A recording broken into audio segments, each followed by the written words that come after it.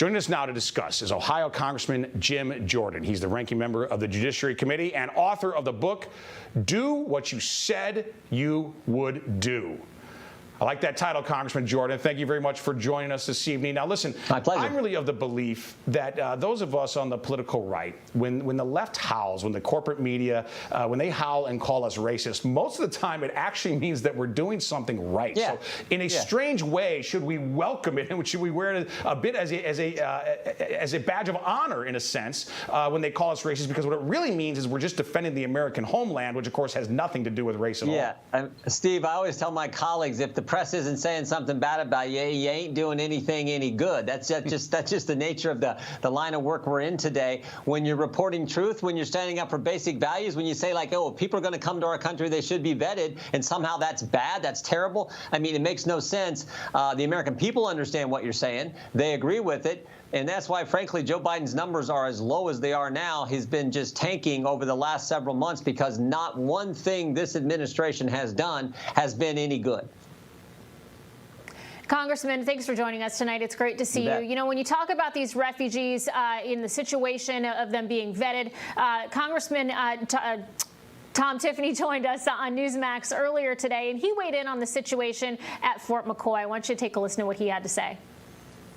If you remember, about 6 weeks ago, the Biden administration told us that there was a full vetting process going on. I was there about 3.5 weeks ago, and it was clear there was not a full vetting process going on. None of the 2,000 evacuees were vetted at that point, and now we're up to 13,000.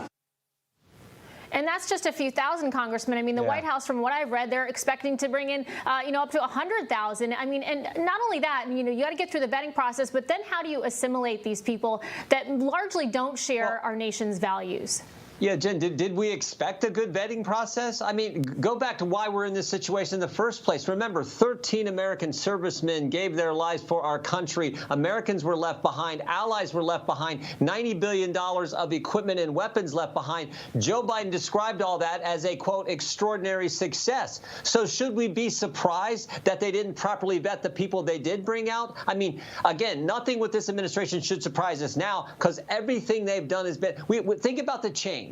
In 9 months, you can look at all kinds of issues, but we went from energy independence to the President of the United States begging OPEC to increase production. We went from safe cities, relatively safe cities, to rising crime in every major urban area. We went from stable prices to inflation. And, of course, on the immigration issue, on the border issue, we used to have a secure border. We now have chaos on our southern border and unvetted Afghan refugees in our country. That's what the Biden administration has given us. That's why Americans are so darn frustrated. And, frankly, why I think in less than 14 months, Republicans will be in control of the House of Representatives. Well, I certainly hope so. But listen, Jim, let me ask you this, because what can be done right now? Because according to testimony from Mayorkas, of over 100,000 people that were airlifted out of Afghanistan, about 60,000 have already arrived here. So roughly 40,000 have not.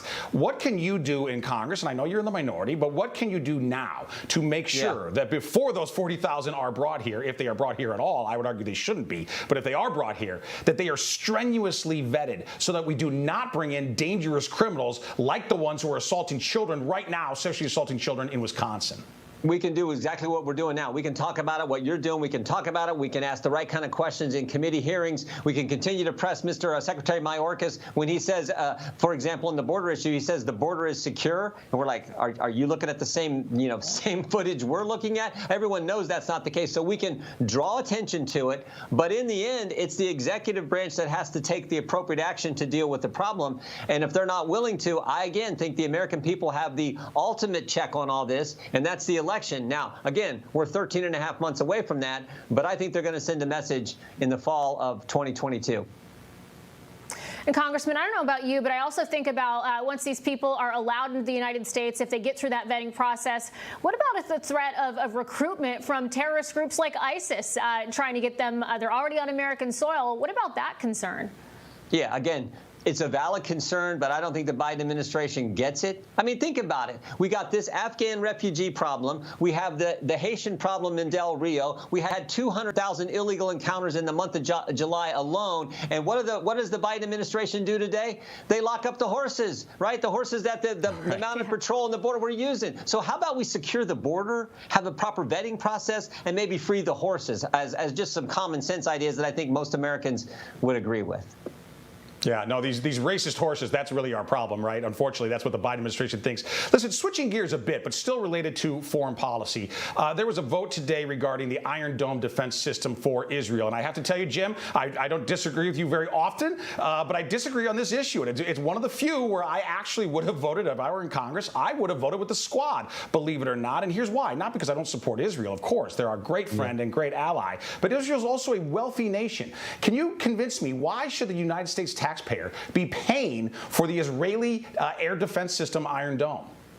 Well, because it's part of our agreement we have with the state of Israel, and we should help our friends, help our allies. I agree with you. We should look at foreign aid for people who aren't really our friends and allies. I got a colleague who has a great line. We don't need to pay people to hate us. They'll probably do it for free. But some country like Israel, which is our best ally, our best friend, we should definitely help them. We should have never taken this money. The Democrats should have never taken this money out of the package. I found it interesting, Steve. The same day Joe Biden is speaking at the United Nations, telling the United Nations that, oh, we're going to restore our relationship with our allies, insinuating that somehow it wasn't good under President Trump when we know it was. He says we're going to restore our relationship with our allies. The same time he is making that statement, guess what the Democrats in Congress are doing? They're taking money away from the Iron Dome defense system for the state of Israel, our best friend and ally, that protects all people in Israel. It protects Arabs, it protects Palestinians, it protects Israelis.